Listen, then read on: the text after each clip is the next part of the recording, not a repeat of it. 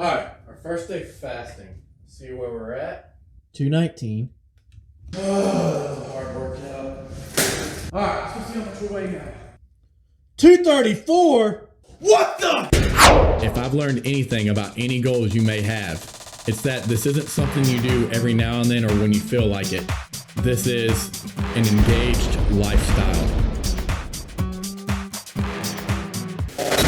Fasting, a very popular and a lot of times overcomplicated topic in the fitness industry. Many will suggest you should work out and or perform cardio in a fasted state. This is due to the fact that you burn a higher percent of fat while doing so in a fasted state. Yet, where many people fail to realize is, once you finally eat, your body is going to balance this out by utilizing more carbs throughout your day, which makes it to where neither one is more optimal than the other. But stick around to the end of the video because I'm going to tell you how you can use fasting to lose more weight, as well as use it as a tool to aid you in your diet.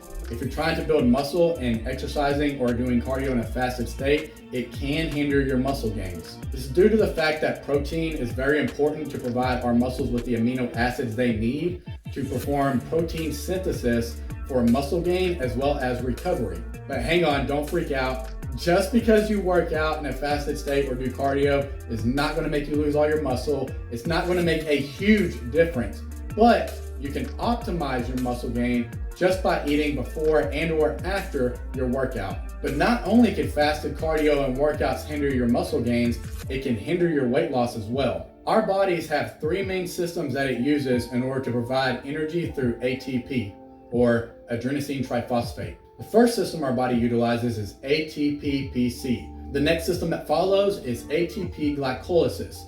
And the final system our body utilizes is the ATP oxidative, and is a system that our body utilizes for our everyday lives until we start doing something that is high intensity.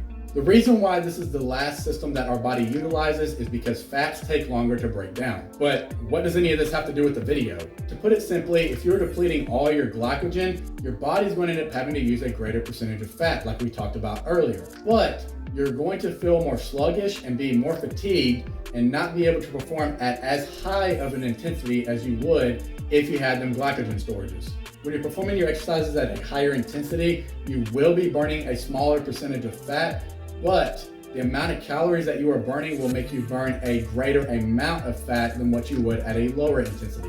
This is why HIIT, or high intensity interval training, has been shown to burn more fat than LIT, or low intensity interval training. Now, just like the point I made earlier, this is not going to make a huge difference. This is just to optimize your muscle gain and weight loss. Because some people are going to feel bloated if they eat anything before they work out, and it will hinder their performance as a result. And if that is the case for you, fasted cardio might be better for you, but it is not going to make a huge difference in your muscle gain or your weight loss. Now, in order to use fasting to lose more weight, you can actually fast for a whole day.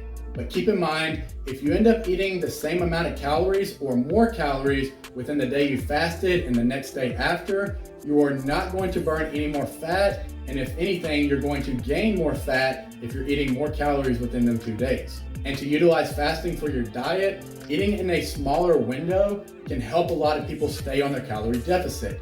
Yet, just like I was stating with fasting for a whole day earlier, if you end up eating the same amount of calories throughout the day or you eat more, it is not going to make any difference in your diet and can actually hinder your diet if you end up eating at a calorie surplus. Fasting can also keep you from snacking and going over your calories throughout the day. But if you don't want to fast, a couple tips for snacking: just make sure that whatever you want to snack on, you know how much you're going to snack on, you put that in a bowl, and don't grab a big old bag of potato chips while you watch TV. Anytime you're eating something mindlessly, you're not going to pay attention to how many calories you're consuming, and more times than not, you're going to overconsume. Let me know in the comment section down below your thoughts on fasting, as well as leaving a like on the video if it helped you out any. And if you like this type of content, consider subscribing and hit that notification bell. That way you know whenever I post the next video, and I hope you have a wonderful rest of your day. Peace.